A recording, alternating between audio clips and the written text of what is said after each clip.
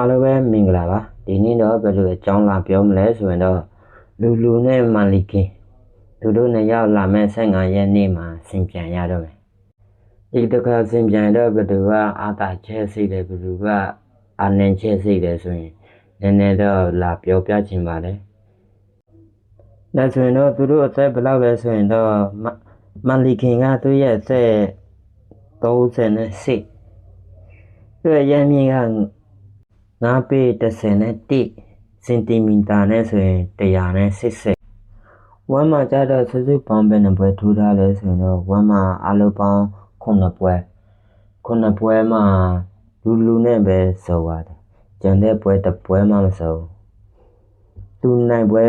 6ပွဲလူနဲ့တွေ့မှသူဘယ်ဥခွဲခံရတယ်လူနဲ့ပွဲမှာတော့ခါပါလဲစော်ပါတယ်ဘယ်ဥလဲခွဲခံရတယ်လူကအသက်ဘယ်လောက်လဲဆိုရင်တော့34သူရဲ့ရမြင့်က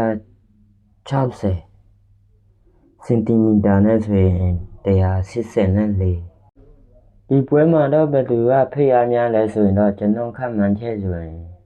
မန်လီကင်ကဖိအားများပဲဘာဖြစ်လဲဆိုရင်တော့ပထမပွဲကလိုခါပါလဲစော်ရတယ်ဘယ်ဥလဲ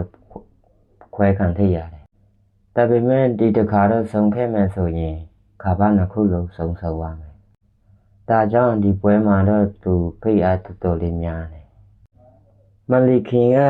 အကြဘက်ကိုရောက်သွားပြီလူကအသက်အသက်က34ပဲဒီပွဲမှာတော့ဘယ်သူကနိုင်ဖို့ရခိုင်နှုန်းများလဲဆိုရင်တော့ကျွန်တော်ရဲ့အမြင်ပေါ့နော်ကျွန်တော်တယောက်တည်းအမြင်ဆိုရင်မန်လီကင်နိုင်ဖို့ရခိုင်နှုန်းနေတယ်ဘာဖြစ်လဲဆိုရင်တော့လူကအခုမှတက်လာတဲ့ဖိုက်တာအသက်လည်းငယ်ရင်သေးတယ်မန်လီကင်ကအသက်38လူကတော့အသက်34မန်လီကင်ကဒီပွဲကိုတော့စောလို့မရဘာဖြစ်လဲဆိုရင်တော့သူစောရင်သူခါပါနှစ်ခုလုံးဆုံးရမယ်မန်လီကင်ကလေပေါင်စင်စကေးဆိုရင်အရန်ကောင်းတယ်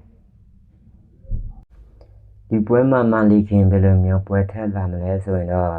ကျွန်တော်ရဲ့အမြင်သူဖိအားတိုက်စိဖွင့်မယ်ဒီတစ်ခါတော့သူတိုက်စိဖွင့်မယ်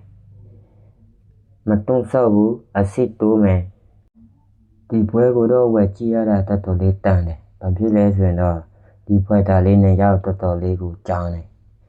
လူလည်းတော်တော်လေးကြားတယ်လူလည်းဒီပွဲမှာဘယ်လိုမျိုးပွဲထက်လာမလဲဆိုရင်တော့ကျွန်တော်ရခံမှန်ချက်ဆိုရင်သူအရင်ပုံစံလိုသူကစားမယ်လူကအရင်ကသူဘယ်လိုမျိုးကစားလဲဆိုရင်တော့သူဖိတ်အားလေးဝင်တယ်သူတိုက်စိဖွင့်တယ်ကျွန်တော်ဗီဒီယိုလေးကတော့ဒီနေ့တော့ဒီလောက်ပဲဒါမဲ့ကြည့်စုနားထောင်ပေးတဲ့ရင်ကိုမနမလေးကျွန်တော်ကိုကြိုက်နေတဲ့လို့ရှိရင်လည်းဖိုလိုပါလေးလောက်ထားပါ